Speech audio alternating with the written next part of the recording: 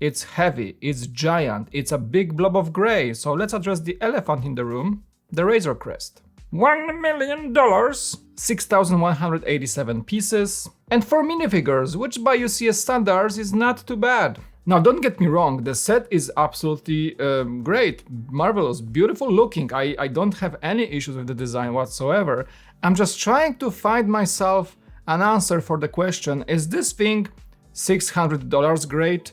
Is this iconic, as I say, Imperial Star Destroyer or a Falcon, which are at this price point not that far away for your wallet, right? So if you think about the Falcon, it's the icon of the ages, you know, it's the Han Solo, Chewie, Luke, Leia, all that.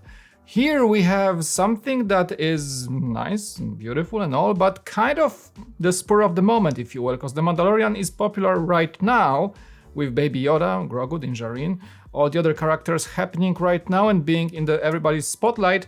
But will they remain a thing like that, 2 years from now, 5 years from now? Will the Razor Crest be as sought after as even today the 2017 Millennium Falcon is? Okay, when it comes to design, I don't like two things about this set. The undercarriage is non-existent. You can see lots of visible bricks here.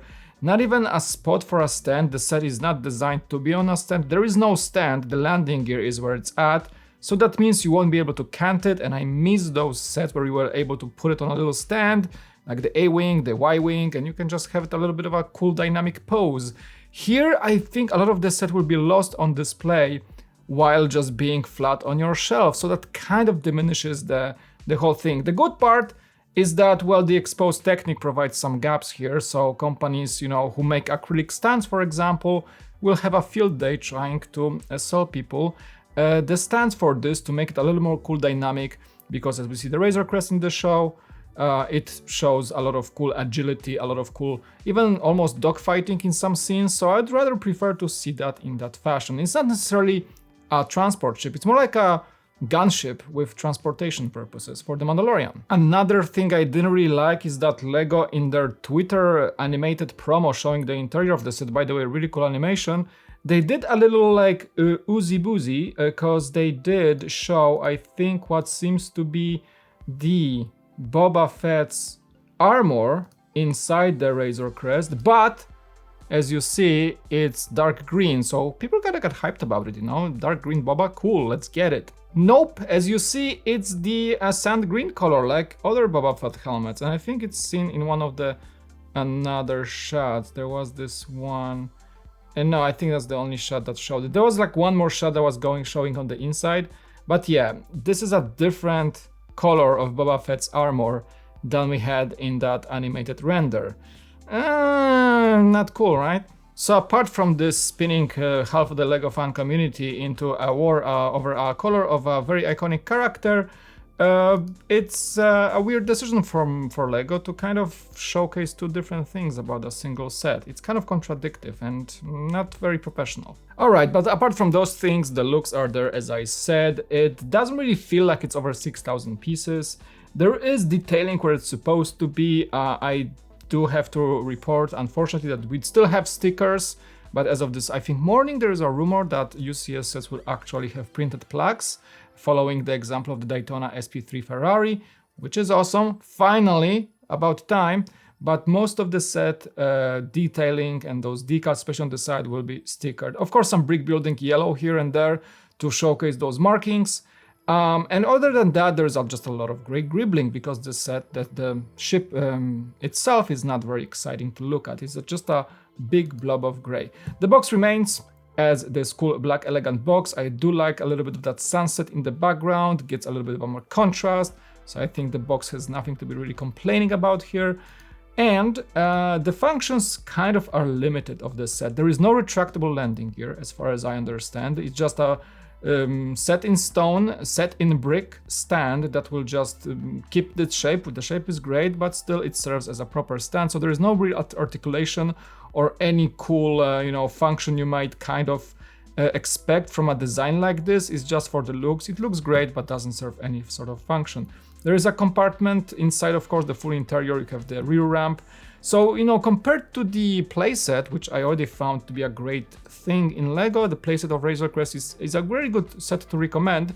I didn't have a full desire to see a UCS form, but here we are. So it has pretty much the same functions. It is better to the scale, of course, of the ship at this size. So you have the side ramp, the rear ramp, really cool shot with Baby Yoda here. And the interior is not leaving really a lot to be desired. We have the carbonite holders, we have the cell. There is a lot going on here, so I do like to say that the interior is pretty decent. As you have seen that little video from Lego, the whole cockpit area, the seating areas and all that is removable, so you kind of position people inside and put it in without having to, like, you know, get your fingers in there and trying to find the space to get it. You can have the space for the carrier, for the baby carrier, all that, and for the creature. Belurg, and Quill, of course. And the Mithril is also the minifigure in this set.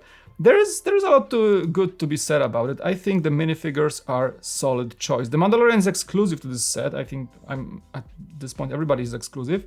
You know, Baby Yoda is the usual Baby Yoda, but even the Mandalorian gets extra prints, an extra new printed helmet with some details on it. So there is no, you know, if I compare to the gunship in the past, I feel Lego has kind of listened to the advice and brought up some decent minifigures, especially in a $600 set. That's important. Now that is actually a picture from Lego. It's actually how they did it. I'm not sure what's wrong with this, but Lego, can you fix this? It looks weird, stretched that way. I'm still on the edge. Not much has changed. I did hope that maybe the interior, which is great by the way, would sway me into really wanting this. I want this, but not $600 want this, you know? And for me, and I guess for most people, it's also a matter of how much are you willing to pay for a collectible set, especially in the year of 2022 when we have absolute tons of sets coming out and where our wallets are just scrambling to decide what to get. A $600 UCS, it's kind of, you know, crazy, especially that not that long ago. Well, we got the Landspeeder as a buffer, but we got the AT-AT, my major flagship, not that long ago. And, you know, many people still are kind of like willing to get the gunship and such, but where is the year when we had like back-to-back $200 UCS sets? You know, I kind of miss those times when those we were able to get 2 UCS sets per year and they were still kind of affordable, you know, in that $400, $500 mark for both. Let me know what you think in the comment section below. My mind did not change much, honestly. It's a great set, but at this point in time, as I'm keep fighting with my wallet to convince myself to really get most of the flagship sets this year, another $600 gray paperweight is, as much as I love the Mandalorian and the Razor Crest, which is kind of irrelevant at this point because I'm not gonna spoil it anyway. You know, for those of you who know, you know. Is that a good thing to buy right now? You know, it's just a tough decision for many, I guess, and I'm afraid that this set might kind of, you know, be a very hyped and highly praised set in the initial stages of the launch, but how long is it gonna take for this to be kind of forgotten on the shelf, you know? I keep bringing the Falcon up. The Falcon is a set that really, you know, is sought after even 5 years after its release. And it's gonna remain that way because it's an iconic trilogy set. Is the Razor Crest gonna share the same kind of great legendary status? I don't think so. I don't think it will, as good of a model it is. So let me know in the comment section if you think it's gonna really fly off the shelves or it's gonna just like stay there and wait for some Imperial Star Cruiser to hit it and blow it to pieces. Anyway, let me know what you think in the comment section below. I did spoil it there. Then Mike, you did spoil it. Thank you so much for watching. It was Mike, and I hope to see you in the comment section. Don't hate me for spoiling that a little bit. Okay, bye.